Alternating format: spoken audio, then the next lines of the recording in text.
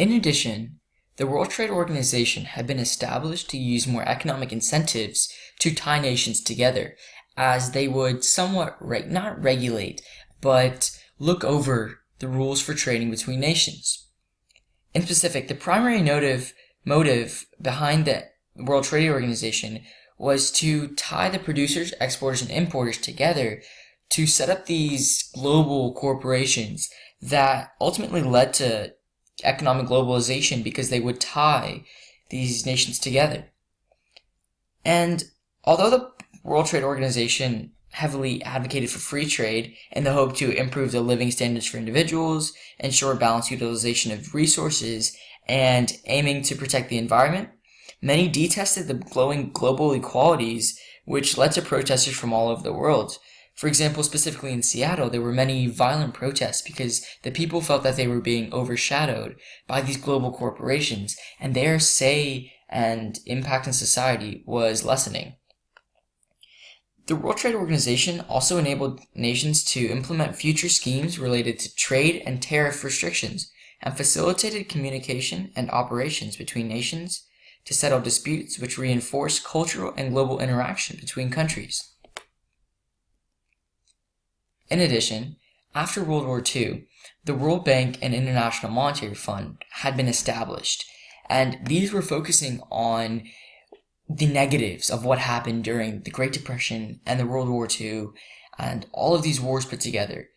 And they had three main goals. One was to regulate the global economy. They wanted it to be stable. They didn't want it to decline and bring down many countries as seen in the Great Depression.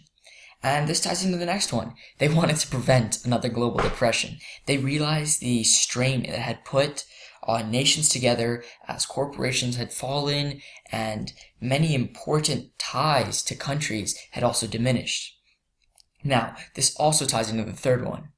To prevent another global depression, they had to stimulate economic growth. They had to stimulate global interactions and global corporations in hopes to bring the world up together, as they didn't want to favor one or two nations. And in specific, the World Bank primarily was created to fund reconstruction efforts after World War II. For example, many cities and, in fact, nations in Europe were devastated by the war, and they were forced to spend most of their funds and financing on rebuilding the regular infrastructure of their nation, and that is a great deal of stress on the nation's resources. Therefore, the World Bank wanted to finance those nations and help fund them so that they would not suffer too much and they wouldn't fall way too behind and somewhat inhibit that global economic growth. In addition, the International Monetary Fund was more focused on, in general, global financing to make sure that the global economy was stable and that everyone was on an equal playing ground as they all rise together, even though there were going to be some that were more superior than others. In addition to do that, they realized that they had to focus on three main goals: to promote high employment. Now, this would not only increase the globalization and economy of the countries, but also, leading into the second point, reduce poverty, as people have higher standards of living.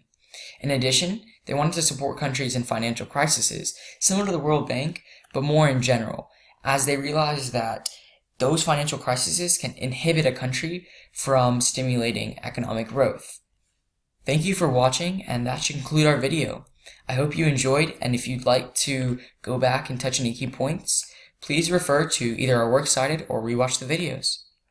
Thank you, see you next time.